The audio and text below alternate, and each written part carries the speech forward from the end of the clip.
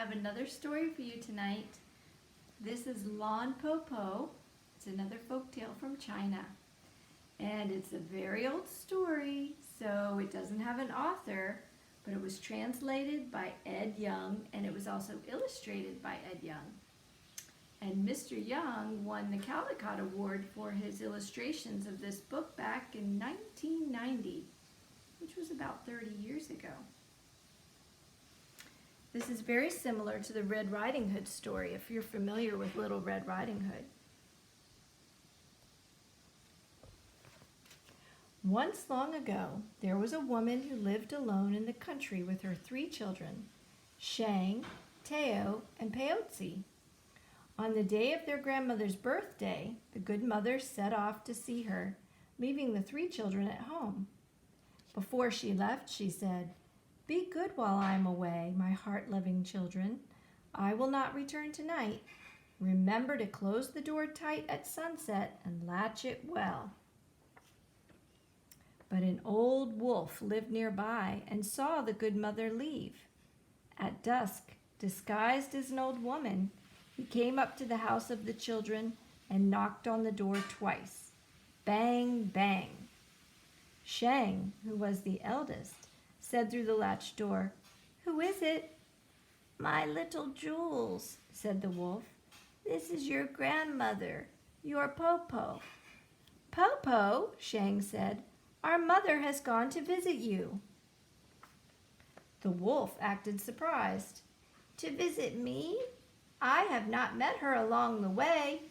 She must have taken a different route." "Po Po," Shang said, "how is it that you come so late?" The wolf answered, "The journey is long, my children, and the day is short." Shang listened through the door. "Po Po," she said, "why is your voice so low?" "Your grandmother has caught a cold, good children, and it is dark and windy out here. Quickly open up and let your Po Po come in," the cunning wolf said. Teo and Peotzi could not wait. One unlatched the door and the other opened it. They shouted, "Po Po, Po Po, come in!" At the moment he entered the door, the wolf blew out the candle. "Po Po," Shang asked, "why did you blow out the candle? The room is now dark." The wolf did not answer. Teo and Peotzi rushed to their Po Po and wished to be hugged. The old wolf held Teo. "Good child, you are so plump." He embraced Peotzi. "Good child, you have grown to be so sweet." Soon the old wolf pretended to be sleepy. He yawned. "All the chicks are in the coop," he said. "Po Po is sleepy too."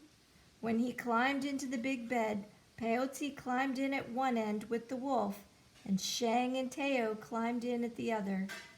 But when Shang stretched, she touched the wolf's tail. "Po Po, Po Po, your foot has a bush on it." "Po Po has brought hemp strings to weave you a basket," the wolf said. Shang touched grandmother's sharp claws. "Po Po, Po Po, your hand has thorns on it." "Po Po has brought an awl to make shoes for you," the wolf said. At once Shang lit the light and the wolf blew it out again. But Shang had seen the wolf's hairy face. "Po Po, Po Po," she said, for she was not only the eldest, she was the most clever. "You must be hungry. Have you eaten ginkgo nuts?"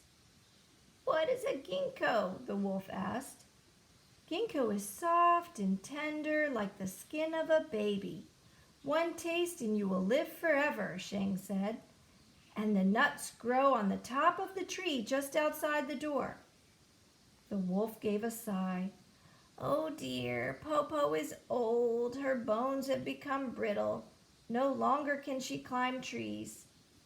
"Good Po Po, we can pick some for you," Shang said. The wolf was delighted. Shang jumped out of bed, and Teo and Peotzi came with her to the ginkgo tree. There Shang told her sisters about the wolf, and all 3 climbed up the tall tree. The wolf waited and waited. Plump Teo did not come back. Sweet Peyote did not come back. Shang did not come back, and no one brought any nuts from the ginkgo tree. At last the wolf shouted, "Where are you, children?" "Po Po," Shang called out. "We are on the top of the tree eating ginkgo nuts." "Good children," the wolf begged. "Pluck some for me." "But Po Po, ginkgo is magic, only when it is plucked directly from the tree. You must come and pluck it from the tree yourself." The wolf came outside and paced back and forth under the tree where he heard the three children eating the ginkgo nuts at the top. "Oh, Po Po, these nuts are so tasty, the skin so tender," Shang said. The wolf's mouth began to water for a taste. Finally, Shang, the eldest and most clever child, said, "Po Po, Po Po, I have a plan. At the door there is a big basket. Behind it is a rope. Tie the rope to the basket.